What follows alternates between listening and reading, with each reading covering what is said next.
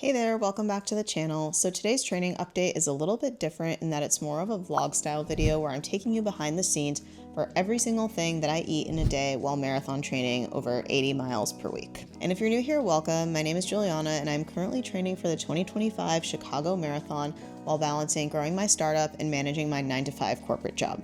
So if you're interested in following along with my journey, please make sure to subscribe to the channel. So today's video is a little glimpse into what my nutrition looks like during the work week when I have a lot going on and I want to eat healthy, but I have to make food fast. So without further ado, let's dig right in. Okay, so the first thing that I do when I wake up, besides look like an actual fool with my compression socks the way that they are right now, is I chug a bunch of water. I feel like I'm always drinking so much water, but it's better than over consuming other things, right? So after I've adequately chugged enough water, it is time to make some coffee. I love my Nespresso machine because it makes coffee so easy in the morning, and my primary goal for coffee in the morning is to feel alert and awake and obviously get things moving before my run. But with my coffee, I always have oat milk. I've really been loving the Califia Barista blend lately, so I'll steam that to have in my coffee with a couple of packets of Splenda. So while I sip my coffee, I usually have a small little carb-heavy snack before my runs, and today, since I was doing 10 miles easy, I opted for a quick Cliff Bar. And for my run, I brought a packet of salty Mortal Hydration to help me face the steam room outside. And I don't know if I'm challenged, but I always have such a hard time opening these little powdered packets. So having scissors nearby in the kitchen is super, super helpful. But when I take an additional one of these out with me on my runs, it's always a struggle. But thankfully today I am just having one, so I don't need to worry about that outside. And I don't know why, but I always feel the need to aggressively shake the bottle for a full 5 minutes, as if I won't just be shaking it up and down for 10 miles anyway, but I guess I just really like to shake at 5 in the morning. So here I am shaking my water and making sure that it is adequately mixed with the Mortal Hydration. So after I go to the bathroom, brush my teeth, etc., and my Cliff Bar has had a few minutes to digest, it's time to get on my shoes and head out the door for my run around 6 a.m. Since we're in the peak of summer right now, it already starts getting kind of light a little bit early, so that's why I'm not running in the pitch black dark right now.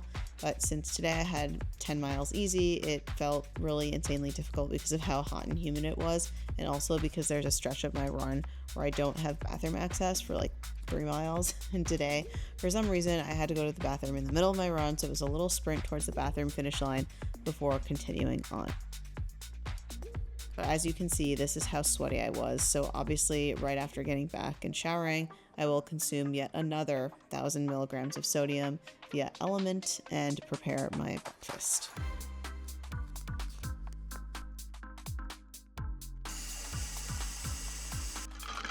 So I have the exact same breakfast pretty much every single day, and it is my favorite meal of the day and what I look forward to the most. So it is yogurt, fruit, and of course, Juju's granola.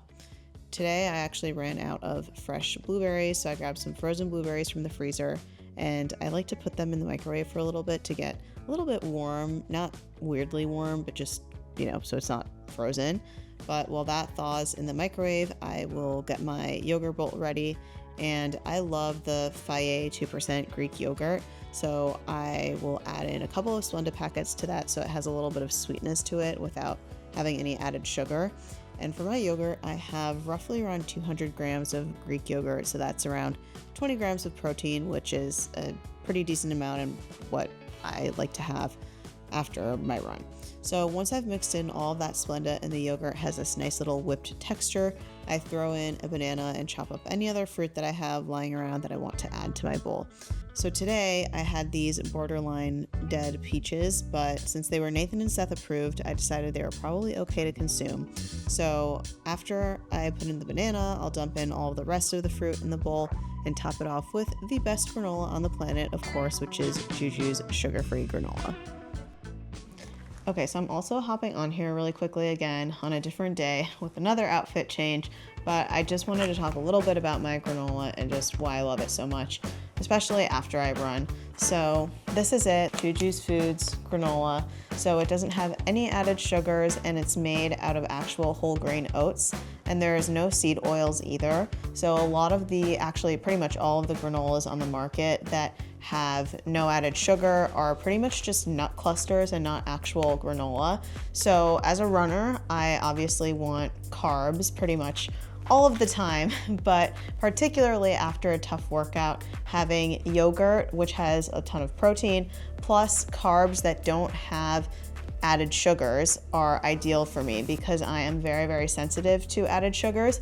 So having something that's actually oats instead of just these nut clusters is really, really beneficial for me. And I've found that since I created this recipe about 3 or 4 years ago now, it's just really changed the game in terms of how I feel after my runs. So this is it. This is the flavor that I've been loving lately, which is the Juju's sugar-free almond butter flavor, but we also have 2 other delicious flavors, which is the chocolate tahini and then the toasted cinnamon. So if you are interested in trying Juju's granola, you can go to www.jujusfoods.com and enter in the code jujurunsit for 15% off your first order. So now back to what I eat throughout the day marathon training. So for lunch, what I eat typically varies, but I often get really, really hungry, so I'll snack on some crackers before I actually start making anything. So today I made some poached eggs with avocado gluten-free toast for lunch, but the footage I took was very chaotic, so that's why I have a sudden outfit change since I had to film this on a different day. So to make this poached egg avocado toast is really easy, and the secret to a perfectly poached egg is to actually add lemon to the water, bring it to a boil, and then turn it down to a low simmer, or you can take it off the heat like I do here. So you also want to crack each egg in its own ramekin and then gently drop in each egg one at a time. So I like to cook my eggs for about 4 to 5 minutes each on low to get a semi-soft inside, but you can adjust the timing depending on your preference for your egg consistency. But while that's going, I will get my avocado toast ready, which is basically just avocado smashed on toast with everything with a bagel seasoning, and I like to throw in some feta crumbles in there as well. So by the time I'm finished with that, my poached eggs are ready. And so another poached egg secret is that instead of putting it directly on your toast / final food placement, put the eggs on a plate lined with paper towels to drain the water from the pot a little bit, and then from there you can carefully transfer the eggs to their final destination. And of course I also add some salt and pepper to the eggs once they're back on my toast. So voila, this is the final product, and it's super quick, healthy, and takes only about 10 minutes to whip together. Okay, so now back to real footage from the rest of the day, showing me here devouring this poached egg avocado toast in like 5 minutes flat.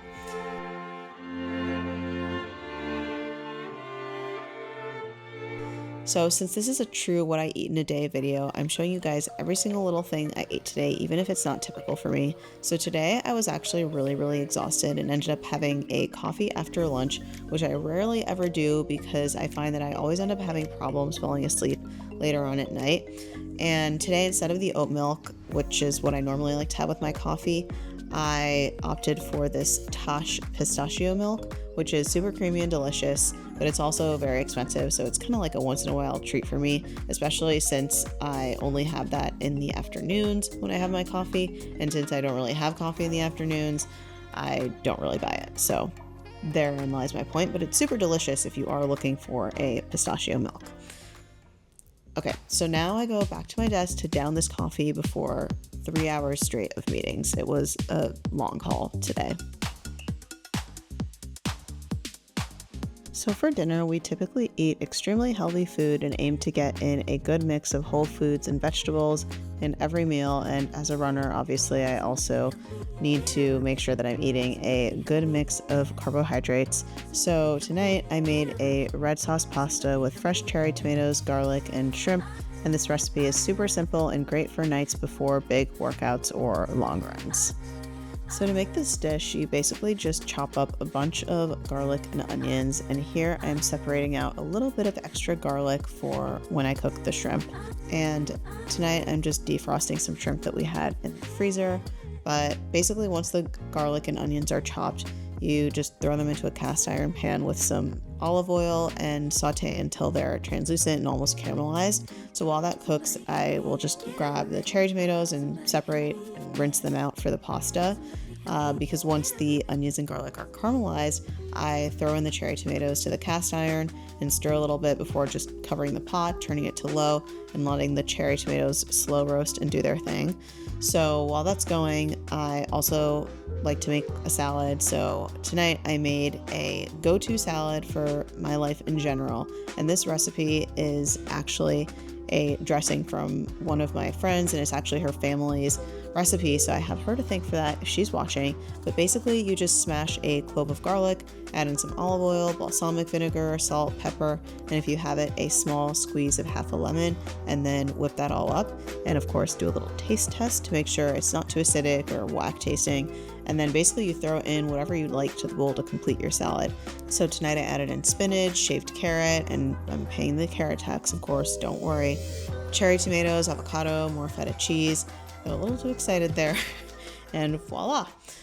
So since I'm clearly not a professional chef or food blogger, I forgot to film the rest of my pasta making, but basically I just add in a little bit of this red Mexican spice that I have, salt and pepper to the tomatoes, and then I mash them down aggressively and cook the pasta separately and then combine the sauce into the pasta. And so typically I would fry the shrimp with a little garlic in the cast iron first before making the sauce, but Calvin came home early and offered to grill the shrimp, so I took him up on that. So there he is, hard at work, slaving away at the grill. And I always do throw in a little bit of Parmigiano on my pasta, even though any Italians watching this will probably crucify me for adding cheese to a seafood pasta dish, but YOLO. Okay, so after dinner, while Calvin cleans, I will take the dogs for a walk. I love walking after I eat since walking post-meal promotes good digestion and reduces your glycemic response. So I love kind of just walking it off a little bit after dinner, and walking around dusk when the sun is at a low solar angle signals to your brain that evening is here, and it promotes the release of melatonin to prepare for bedtime. But after we get back, I get ready for my round of desserts, which includes chugging an Element, eating a little bit of melatonin chocolate, having my fiber gummies, taking all my supplements, which are multivitamin, an iron supplement, and magnesium L-threonate. Alright, well thank you so much for staying all the way to the end of the video and watching every single thing that I have devoured over the course of the day, because I do eat a lot. And I can definitely do more of these types of videos if you're interested in seeing more what I eat in a day videos based on what I have going on in my training. So make sure to comment down below if you are interested in seeing that. So thanks so much for being here, and don't forget to subscribe to the channel if you enjoyed this video. And for now, check out this next video up here for some more running tips, and I'll see you in the next one.